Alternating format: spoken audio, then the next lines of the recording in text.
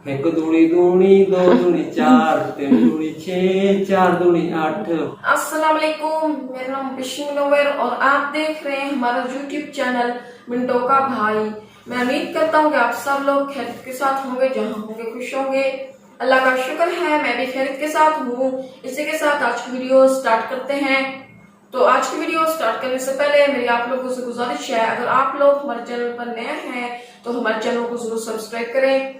तो आज की वीडियो कुछ इस तरह की होने वाली है। आज मेरे अब्बू से ना चंद सवाल पूछने हैं। वो सवाल इस तरह के हैं कि आप जब स्कूल जाते थे उस वक्त किस तरह पढ़ते थे, मतलब किस तरह पढ़ाई होती थी, इस तरह के हमने आज सारे सवाल अब्बू से पूछने हैं। तो अभी हम अब्बू से सवाल पूछते हैं।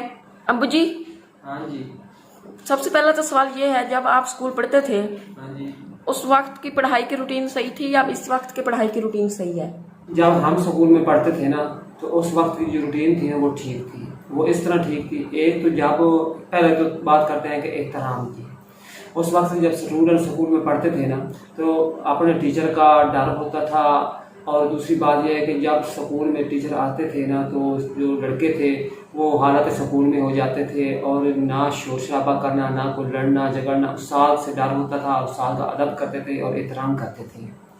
और दूसरी बात है कि जो वो टीचर होते थे ना उस वक्त के, तो वो इस तरह था कि वो ना जब पढ़ाते थे ना तो वो ना हर अल्फाज का ना एक अलग अलग जोड़ तोड़ करके समझाते भी थे और पढ़ाते भी थे।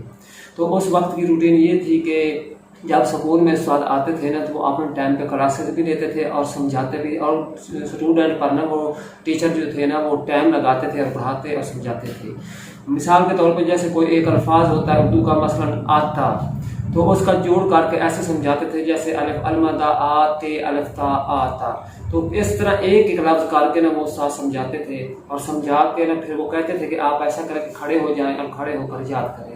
तो इस तरह ना वो स्टूडेंट जो थे ना वो उस वक्त याद करते थे, और साथ का डर भी होता था और अदब भी होता था। स्टूडेंट जो थे ना वो साथ का कहना भी मानते थे उस वक्त। तो उस वक्त की जो पढ़ाई थी ना वो बहुत अच्छी थी और एहतराम भी था और अदब भी था।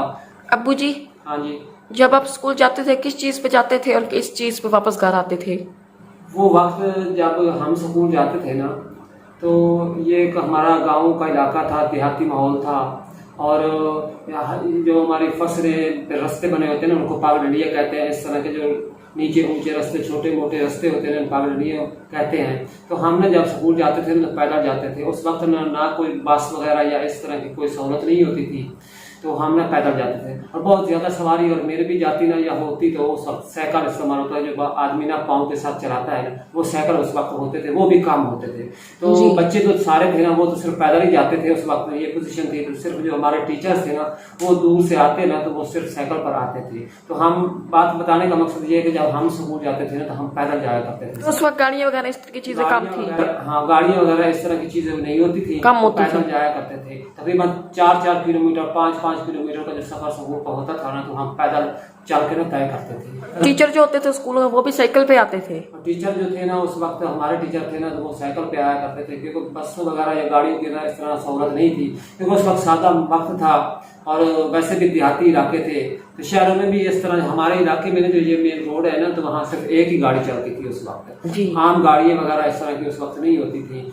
हमारे दौर में तो कुछ गाड़ियाँ आ गई थी, लेकिन हमसे पहले दौर में ना तो गाड़ी वगैरह या इस तरह की कोई सहूलत नहीं थी। तो अगला सवाल ये है, आपने इंग्लिश कब पढ़नी शुरू की? जब हम स्कूल में पढ़ा करते थे ना तो उन दिनों में ना ये जो इंग्लिश थी ना ये 6ठी क्लास में आई थी। 6ठी क्लास से पढ़ानी शुरू करते हैं? जब हम 6ठी क्लास में आए तो हमें ना उन्होंने इंग्लिश पढ़ानी शुरू की। ABC वगैरह छोटी और बड़ी ABC होती है वो हमें उन्होंने समझाई। और उसके बाद फिर एक सादा सा इंग्लिश का कायदा होता था जिस पे A for Apple, B for ball वगैरह इस तरह के ना सारे स्पेलिंग जो होते हैं APPLE एप्पल एप्पल इस तरह के स्पेलिंग याद करवाए। फिर उसके बाद उन्होंने ऐसा ऐसा जो 7वीं क्लास में आए तो मजमून वगैरह या दरखास्तें याद करवाई या लेटर वगैरह होते हैं इंग्लिश में वो याद करवाए। इसी तरह ना आहिस्ता आहिस्ता जब स्टेप बाय स्टेप थोड़ी थोड़ी इंग्लिश जो है वो आगे आगे बढ़ती गई। हमारे दौर में जो इंग्लिश थी वो 6ठी क्लास से शुरू होती थी। तो अगला सवाल ये है, जब आप स्कूल जाते थे उस वक्त महंगाई किस तरह थी? हम जब स्कूल जाते थे ना तो अब्बा से जब पैसे मांगते थे या देते थे तो अब्बा जो हमें पैसे देते थे ना उस वक्त ना एक चवानी होती थी या 10 पैसा होता था जिसको ना हम पंजाबी में कहते हैं 1.5 आना। यानी कि वो होते थे। तो हम उस वक्त ना 4 आने और 8 आने पे ना एक दिन जो स्कूल जाते थे तो 4 आने 8 आने लेके जाते थे, और माशाल्लाह उस वक्त 4 आने और 8 आने से ना माशाल्लाह काफ़ी सारी चीज़ें हमें मिल जाती थी, हमारी ज़रूरत की जो चीज़ होती थी ना तो वो पूरी हो जाती थी। उस वक्त ना महंगाई इतनी ज़्यादा नहीं थी, तो उस वक्त में 4 आने और 8 आने पर भी काम चल जाता था। अब तो माशाल्लाह अगर बच्चे स्कूल जाए तो 100 रुपये जेब में ना हो, 150-200 रुपये जेब में ना हो कम से कम, वो बच्चे स्कूल भी नहीं जाता। लेकिन हमारे दौर में इस तरह की पोजीशन थी कि हम 4 आने और 8 आने पे ना गुजारा कर लेते थे, और वैसे भी वो वक्त भी इस तरह का था कि हर चीज़ जो थी ना इसी तरह, जिस तरह अब महंगाई है तो पैसे की कदर कम हो गई, उस वक्त चीज़ की भी कदर थी और पैसे की भी कदर थी उस वक्त। तो अगला सवाल ये है, जब आप स्कूल जाते थे, स्कूल भी जाते थे और उसके अलावा कोई और काम भी करते थे? जब हम स्कूल जाया करते थे ना तो हम स्कूल से वापस आकर घर का काम काज करते थे, क्योंकि हम देहाती लोग थे, देहातों में रहते थे। तो हमारा जो पेशा था, कारोबार था उस वक्त, हमारे वालिद साहब हो गया या हमारा दादी दादा वगैरह जो भी काम करते थे ना वो खेती बाड़ी का काम करते थे। जो हमारी फैमिली है ना, हमारी फैमिली में खेती बाड़ी यानी कि जल्दी किसी खानदानी आ रहा है ये काम, तो खेती बाड़ी का काम करते थे। हम जब बचपन से, मैं आज भी ना ये फसलों वाला काम कर लेता हूँ, मैं बचपन ही से ना अब्बा के साथ ना फसलों का काम करवाते थे। उस वक्त जो बैल होते हैं ना वो जूतते थे और उनसे हल चलाए जाते थे, ट्रैक्टर वगैरह नहीं होते थे जब हम छोटे छोटे थे। तो अब्बा के दौर में बिल्कुल ट्रैक्टर नहीं थे, ट्रैक्टर बाद में आया। तकरीबन ट्रैक्टर जो आया है ना वो तकरीबन हमारे इलाका में 1988-90 यानी 1988-90 के दरमियान जो है ना वो इधर हमारे इलाके में ट्रैक्टर आए थे। तो उससे पहले ट्रैक्टर नहीं थे। तो अब्बा के दौर में ना ट्रैक्टर वगैरह नहीं थे, तो अब्बा लोग जो थे ना वो जो खेतों में हल चलाते थे ना वो बैलों के जरिए हल चलाया करते थे।